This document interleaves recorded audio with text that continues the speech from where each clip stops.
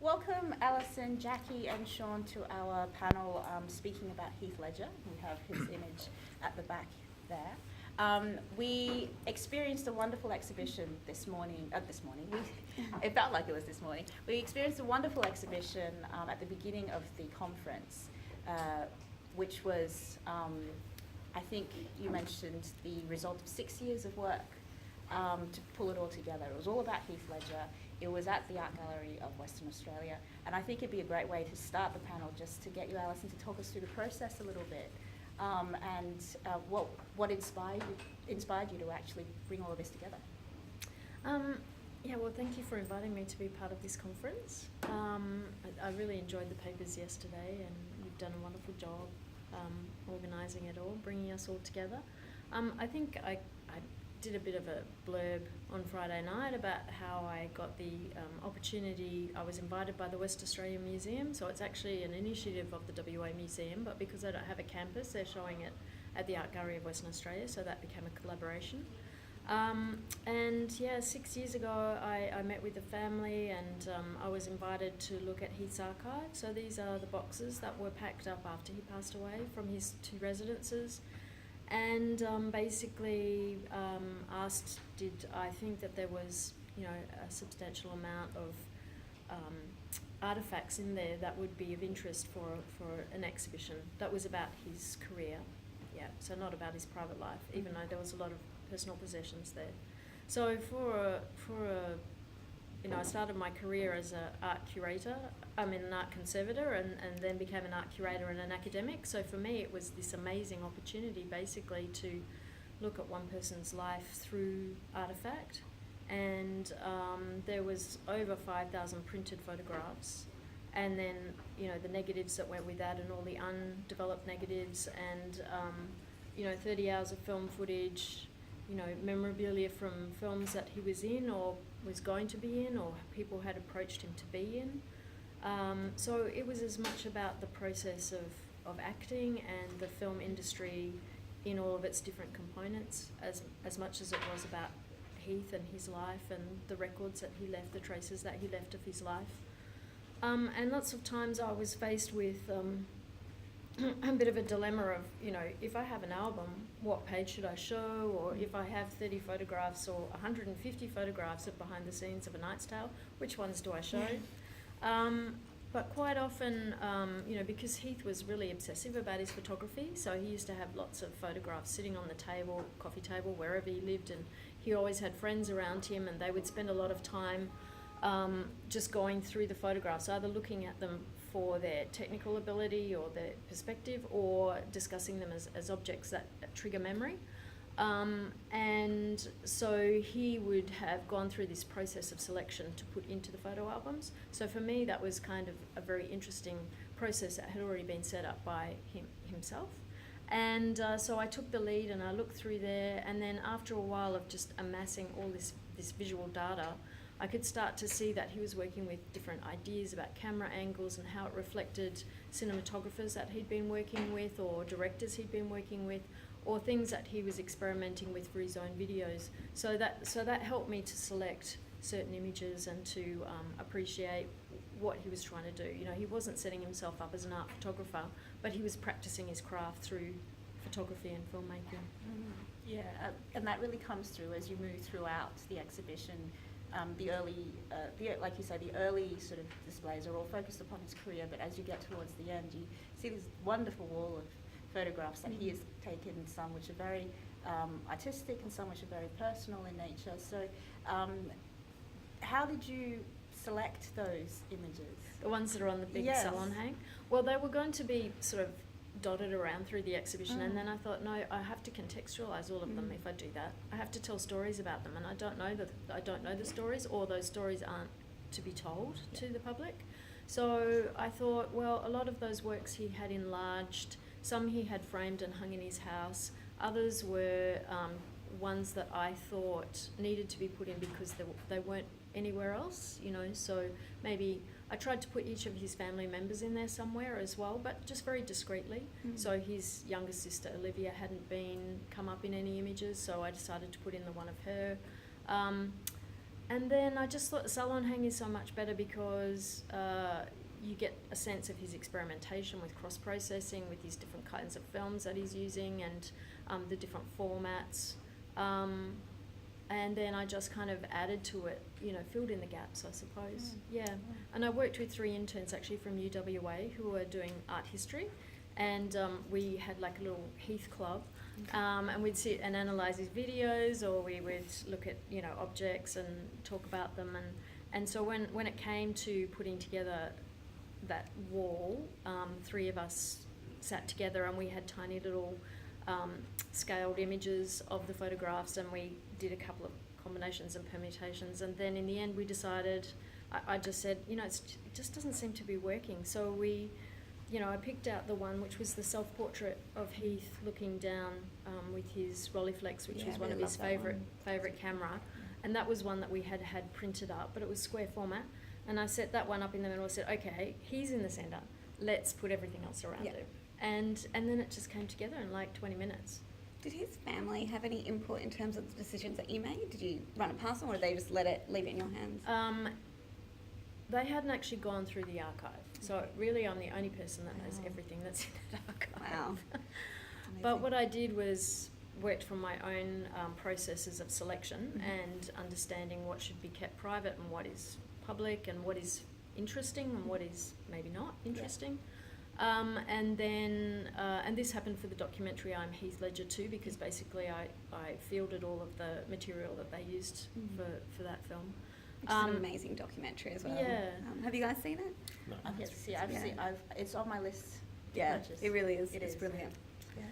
And so then, there is Kate, that's Heath's sister, his mother Sally Bell, and Kim Ledger, and the 3 of them basically are the filtering system, so everything has to be approved by them.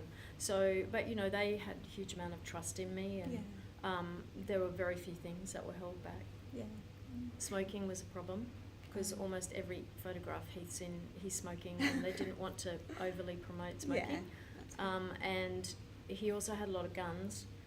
He was a pacifist, but he had a lot of guns from his films that he was in, and so trying to find some hero images where he's not pointing a gun or smoking a cigarette. Or both at the same time. Yeah, exactly. Both at the same time. That's right. That's creating a very interesting image. Which is probably actually that's a nice little segue, I suppose, into discussing the sorts of image that we have of Heath. Because we're talking about, but this conference is talking about national identity, it's talking about celebrity, and I suppose, this is a question to all of you. For you, and I suppose in your understanding of how you're reading media, how do you think we, as Australians or as a media savvy public, view Heath in terms of the image that he has? Is he sort of representative of Australia in a way, or does he have a more generalised Hollywood sort of an identity? What do you feel? Maybe Sean? I guess it's both. I guess he's deodorised when he performs in Hollywood movies generally, so his Australian accent's removed, and some of the iconography and inflections you'd expect from Australian are effaced. And that happens not just with Heath, but with almost all transnational stars. There's a deodorisation process that takes place. But obviously when he plays in Australian films like Candy or Two Hands, because they're localised, they're about particular issues and are set in this nation state, I think then we see a particular type of Australian emerge through his masculinity and femininity, because he border crosses between those, both in the American films and in the Australian films he stars in. So I think it's that. Now whether nonetheless there's traces of Heath in his American films, of his Australian background, of Western Australian background, I'm not sure, but that would require a different set of reading skills, I think. What do we think of him in Australia? I think he probably plays different in the West than he does in the East, in the urban areas than in the rural. I think he encapsulates that mythology of a sort of a frontier masculinity, and at the same time that's quite vulnerable. And I think that means that he can play to different audiences. So I do.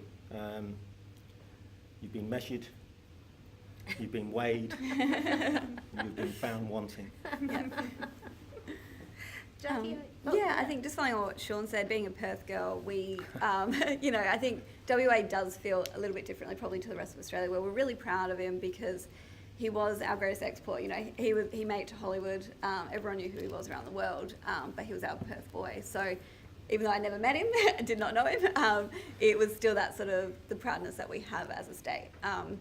But I think in terms of his image, because he did play a lot of roles where he had different accents, it certainly removed him a little bit from the Australian identity, as Sean was saying. But I also think in a lot of the interviews that he did, which are now archived forever on YouTube and various other places, we have this idea of him and his Australian identity, because he often did speak about Australia. As I talked about in the documentary, actually, all his friends he made in LA and around the world, they all thought quite fondly of Perth because he would sell it so well, talking about our beaches and surf culture and all these sorts of things. So I think he did represent Australia in many ways, but maybe, in a bit more of an intimate way as well, rather than through his films as such. Did you have a poster of Heath on your wall or anything like that? I don't think I did, actually, but I certainly had a crush on him at some point. Yeah, me too. Yeah, who didn't? Yeah. It started with 10 Things I Hate About You for me. Oh, come Well, on. for me it was Raw. That was the first one. Home and Away. Oh, yeah. I think Raw was before Home and Away, actually. So, and then 10 Things definitely, I think, brought him to a bit more of a global stage. And I think that is probably when most people did fall in love with him. I think he managed to keep that going throughout his films, whether he played a bit more of a romantic role or something that was a little bit more quirky or different, and he managed to always capture his audience in his performances. Do you get the sense that in the roles that he plays, there is an attempt to either maintain or extend a specific image, whether it's the image of Heath as an actor or whether Heath as a person, or whether it is an image of Heath as an actor who is trying to be creative and extend his abilities and test himself? Do you get the sense that there is a connection between the types of roles that he's played and perhaps where he might be wanting to go or express himself? I mean, in interviews he says quite the exact opposite. He chooses. In interviews he said, as if he's still here. Wow. That he chooses diverse roles, and there is never a discrete, or unified, or singular Heath Ledger performance. So, I mean, if you think about the delicate performance in Brokeback, where he sniffs Jack's shirt, to the schizophrenic Joker, you can see a radically different sort of set of performance registers. So, both intimate and both excessive, both authentic and hyper-real.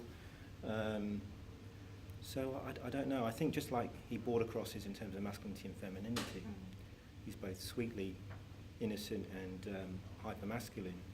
I think his performance is border cross too, which I think what makes him really an interesting actor and why we're here talking about him, not just through the glitter of stardom or because he died too early, but because there was a genuine skilled professional on the screen that did something quite special at times with the roles that he was given and took. I've got lots of favourite Heath Ledger roles, but I do think there's something remarkable about Brokeback. In every, it's beautifully written, shot, and the ensemble cast that play together are just exquisite. So if you're asking for a sort of a seminal Heath performance, it'd probably be that for me. I do love with everything in my bones and body First Night. I just love the playfulness of it and the way it moves, from the period it's set in to drawing on, pop soundtracks, and he's gorgeous in it, and the whole cast is rich too. It's a popular film, but one that works really well in and through Keith. Yeah. Well, actually, what's your favourite Heath? Oh, that's such a hard question. Well, in terms of a guilty pleasure, it's always going to be 10 Things I Hate About You. I could watch that a million times. But in terms of his actual performance, I would definitely say something like Brokeback Mountain or Joker were two roles where he just transformed himself. When you see him in the Joker, I felt like I couldn't even see Heath Ledger. It was just the Joker, and the way he performed that was unbelievably amazing, and I really don't think anyone could ever beat it. So I'm very glad that he got the Oscar for it in the end. Shame he didn't get to see it, but he definitely deserved it. With Brokeback, though, I think he really, he was so brave as a leading man to go into that sort of role at that time. And he apparently got a lot of hate mail and death threats and things like that. because of that role, but he was, you know, he was so strong through it all, and I think he just did a fantastic job. Both he and Jake did an amazing job in that film. So yeah. Alice, Do you have a favourite? Oh, It's everyone probably- asks me is my favourite film, and I have to say no. I have watched 10 Things I Hate About You a million times, as I have watched all the films a million times. Yeah. And I can't pick out one that's special, because now that I've had to investigate every single role that he's had, and I consider the context of where it is in his career and what are the influences that are happening at that time, and maybe, you know, trying to second guess what inspired him to take on that role. He did say in an interview, if you read a script and you think you can do it, then you know already that Yeah. you can do it. And if you don't think you can do it, or there's any kind of doubt, you should never attempt it. And I think that he was very good at building up his skills, which comes from being a hockey player. You know, he spent hours and hours and hours training with his hockey skills, and, you know, as a team player. And then he just applied that to his acting career as well. You know, he spent a lot of time in preparation, and, you know, you can think that he did so well in Brokeback Mountain because he did sweat, you know, and when he did sweat, he was at a boys' school, he was a teenager. It would have been a perfect time for him to be ridiculed for playing the role of a young boy coming out gay. Yeah. But his friends just went, no, that's so cool. That's really great. Go for it. You know, like, take it on. You can do it. So it's with that kind of support from his immediate circle of friends and family that he was courageous. And but he also built up on his roles. And I was just reading Claire Perkins' paper on the way in here, trying to brush up. And she was making a point about the role of Lords of Dogtown, and, you know, Skip's such an unlikable character, you know, but he is someone that we can identify in surf culture, especially back in that period, you know. And you know, in lots and lots of ways, he's leading towards the Joker, you know. He's a preparation role for the Joker. So, I think Heath just used to absorb everything along the way, and he was always collecting things, and he himself was a joker and a prankster. You know, everybody that I met would tell me stories about what stupid, funny things he did to, you know, amuse himself and them sometimes. So, you know, he was playful, he was adventurous, and fearless. You know, he really just thought, this is a great opportunity for me to live a life that I can't live outside of the screen, and I'm going to take it on. Wow, it's beautiful. Yeah. Thank you. It's amazing to get that sort of insight into somebody who I suppose for some would have an iconic sort of a status. And that's something I actually want to ask. Do we think that Heath is an icon, and if so, in what particular way do we think he's an icon? Perhaps Sean or Jackie? Oh, God. Oh no, you go first. Wow. Well, he's an icon, I guess, because we're here talking about him. We've got an exhibition. There's a body of films behind him and over it. He's worked with fated directors like Ang Lee, for example. So, and he was skilled at other pursuits, chess and photography, which makes him a fleshed, complex, layered human being. And his tragic death also adds to the mythos. So, if you think about what an icon is, a contemporary culture, yes, he is, because he's got tragedy mixed in with success. We can see that his multi-natured, talented self, and amongst all the artifice. And once you begin to be able to see a complex character or individual self emerge, then they do become iconic, super iconic, I suppose. I'm hesitant only because I don't want to. I'm not sure if he's a celebrity icon. I mean, I see Heath as a skilled performer and a star, and I think stardom and the film star set of hierarchies around it is slightly different than celebrity culture.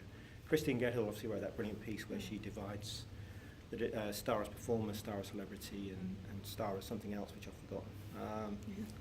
And I think Heath was a star as a performer principally, and that's where I'd like to focus my gaze in that arena. So yeah, I think he's an icon both nationally, internationally. A transnational star, but with national inflections, which are important to Perth girls, as well as urbanites in Melbourne, subcultural groups in London. I think his iconic status travels well. It means different things for different people. Yeah, I think it depends how we define iconic status. And, you know, I quite often look at icons in terms of those that last decades posthumously. And so someone like James Dean, obviously iconic. It's been over 60 years. Everyone still knows his name, knows his image. But then there's also, I think there's varying levels of iconic status. And to me, sometimes they could be iconic for a generation or a couple of generations, but you know, they may not be remembered 100 years from now or something like that. And it's hard to know these days, especially because we've got a lot more celebrities today than we ever have before. They're sort of mass produced. And so the amount of value that we give to each celebrity is varying. But I do think Heath Ledger had something special in terms of his talent. And I think his role of the Joker is certainly iconic. And that will certainly help to continue his image. As Sean was saying, in Perth, in Australia, definitely going to be, I think, an icon for us. Globally, I hope he stays iconic, but it is hard to say because it's only been 10 years. So, yeah, hopefully he does remain iconic. I do think he has the iconic status qualities to do so. Plus, also, if you look at any of the kind of streamed entertainment now, every single Heath movie is there. I was in New York last year and The Patriot was playing, and for some reason it had a completely different resonance for me watching it in America. And I was thinking because, well, it's such a kind of, it's an iconic national story, and Ned Kelly is an iconic national story for us. Yeah. So just those association with these heroes in history means that he's associated with that memory too. Just like Mick Jagger's going to always be half Australian because he played Ned Kelly. Yes, there's an interesting connection between place and how you associate people with place. I think going back to how Elvis is celebrated, I think Parks is probably, well, it's known to Australia, but Parks is the place outside of Graceland perhaps that everybody will associate with Elvis. In Australia at least, we have the Elvis celebration once a year, and things like that. So perhaps maybe in these other pockets where Heath has left an imprint, they might also form places where Heath is remembered and celebrated in the future, or maybe even now, we never know. Well, I think people, just on the memorial aspect, people do make their own shrines. I don't mean literal shrines necessarily. So there are often grandiose spaces that we go to, like Gracelands or where Kennedy was assassinated. But the best example I can think of is Leslie Chung, the Hong Kong actor singer, committed suicide by jumping off a hotel building. And fans make pilgrimages to the site of his fall on a yearly basis on the anniversary of his death. And there'll be numerous examples of that we actually won't know about, because sometimes memorial work is private and it is connected to one's own biography and memory. So people will be, if Heath Ledger did matter to them, they'll be making their own recall of particular event dates and times. So I think space is important, but it isn't always. It isn't always in any space, whatever. It is sometimes very acutely personal. Can I put a hypothetical question to you? As experts in the field of celebrity, as everybody else in this room is too. The memorial's coming up on the 22nd of January, and there's nothing planned. It's very difficult to think what might people like to do to note the day. So basically we're left with a hiatus because none of us at the art gallery or the museum can decide what we should do.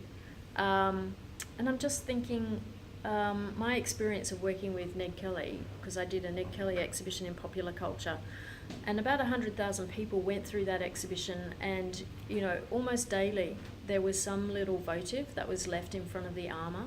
There would be a poem or a flower, or there would be some bikers standing there just a little bit too long.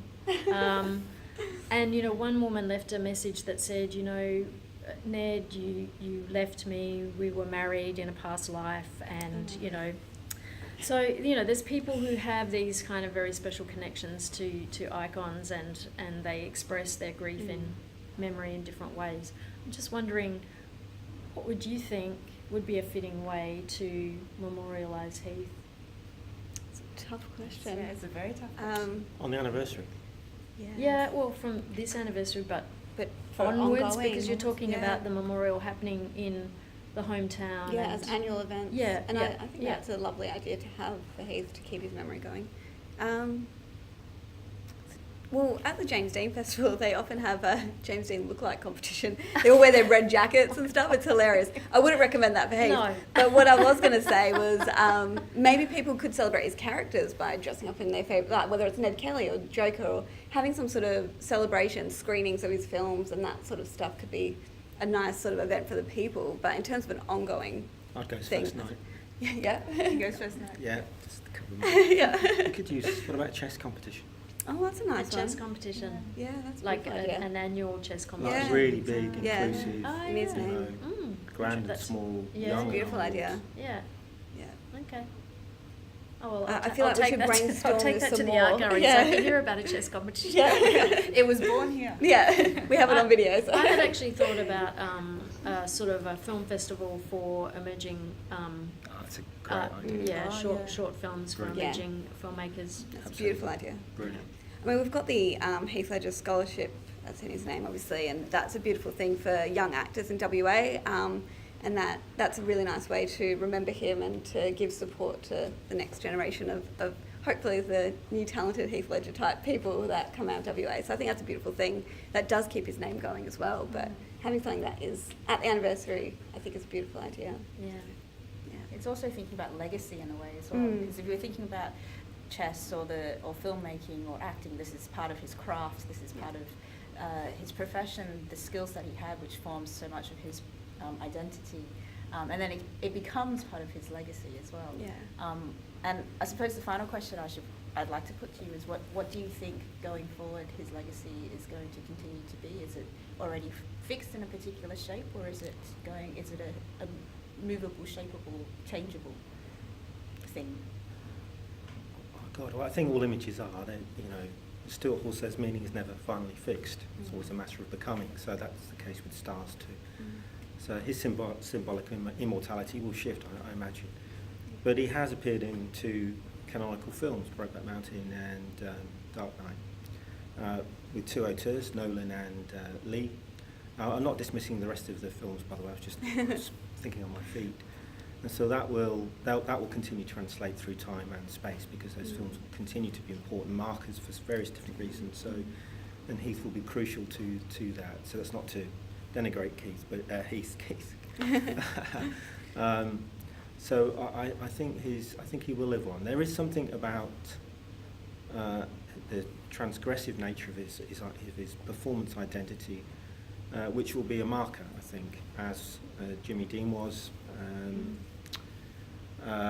You know, as Mickey Rourke probably was early on. God, you're all going to hate me now. And Heath probably is too, which makes them important figures in the history of acting and the way ambivalent forms of masculinity and femininity can emerge through the way they act. So I think he'll be for us as scholars, he'll be a key figure in that trajectory or lineage of how we look at actors in relation to particularly transgressive or liminal roles. Yeah, something like that. I think for me, I already had a very specific image of him, but then after watching a documentary and seeing your exhibition, it actually changed, which was a beautiful thing, because I learnt so much more about him in terms of his photography skills and wanting to direct and all these things that he had that I was not aware of. I knew of his acting talent, but not these other talents. And so it actually developed in a more beautiful way, and in knowing that he had all these extra skills. And it's sad to think that he didn't get a chance to explore them as much as he could have. And yeah, so I think sort of the status can change a little bit, and how people remember him. As, I guess, details, information comes out about his life over the years. Maybe friends and family might share a story here and there, and it can kind of help to add to the myth and the identity that we see of Heath. So. Allison? Wow. Yeah, I was just, again, thinking about Claire Perkins' paper, and she talked about the billboard of the Joker staying up in Hollywood, and, you know, several years before, it was up for 8 months, and several years before, it was A Knight's Tale. and he will rock you. Yeah. Staying up in LA, and that sort of been very confronting for Heath at the time. I'm just wondering if he passed away at a time when he'd done Brokeback Mountain or Lords of Dogtown, how would we mesh the memory of him as a person and his entire acting career with something that, you know, is different to the Joker? Because there was a lot of negativity that came out at that time about the role of the Joker and this, you know, being a psychopath, and it's a very strange kind of last vision, I suppose, of him. Any ideas? No, that's a great question. I Yeah, it suppose. is. Yeah. But I think people kind of remember him for various films, and as you were saying, like, some people may have seen all these movies, or some may have just seen one or two. Yeah. So they actually, like, a friend of mine, for example, loves him for like Two Hands and those sorts of things, and Candy. So her image of him is very much based on that more than anything else. Whereas I agree with you, most people probably think of him for the Joker because of the timing of his death. But I think people do have different memories connected to their own experience with watching him, and you know, that sort of thing. That's my only. I've got to be honest. Otherwise, I'll hate myself. But I don't. Can I say out loud? I don't actually like that performance. Okay. Of the Joker. Yeah. Oh wow. I don't. I've never. I didn't at the time. You know. I just don't. I don't want to say too much more because you know. But I just found it. I found it mechanical, believe it or not. I just knew when he was going to do a particular tick. I just felt it over-rehearsed or over-performed. I'm not using the right language, but at the time I remember being disappointed, not because it was excessive or hyper-real or dark or problematic in terms of its ideology and politics, but just in terms of performance craft. That was all. I mean, I like almost all of his other work, I think, even Home and Away. But something about that film. Is it right that he partly, does anyone else know this, partly modelled it on the singer, I've forgotten his name, Tom Waits? Has anyone else read that? Not It sounds familiar, but not the excessive bit, but the talking, the dialogue exchanges he has. It Well, runs through the film. Tom Waits was in Imaginarium, Yes. Oh yeah. but that was after. Yeah. Are they, I think my experience with Dark Knight was, I think, similar to many other people. I went there for the purpose of seeing his final fully realised performance, but I actually did then follow it up with Imaginarium. Yeah. And that was as a posthumous performance, it provoked rather conflicted reactions from me, I suppose, because not only was it a posthumous performance, it was a posthumous, partly realised performance, and there was very clear strategies that the director used in order to complete his story, but at the same time, the overriding sort of imprint was Heath in that film, because you see him being so alive in that film, and his character arc is not completed, and there's just a lot of very visceral echoes there to real life, and so I think that film is actually my most sort of lasting memory of Heath and that performance, even though it's a very plain, simple performance that actually didn't go to a climax. That is probably because it's very complicated. It's a character that doesn't actually get resolved. It's a character that raises a lot of questions but never answers any of them. Somebody else finishes off the arc. So, That's nice. yeah, I think it's a role that's the role that sticks with me. I have to say though, with that film, I thought it was so beautiful that such big actors came in to help finish it in his memory, and I thought that was a beautiful thing. And I think that actually shows a lot about how much he was respected in the industry. So having people like Johnny Depp, Jude Law, and Colin, like, I think that is amazing. They just jumped right on from what I heard. It happened all pretty quickly, and I just think that's amazing. So, yeah. Let's thank our panelists.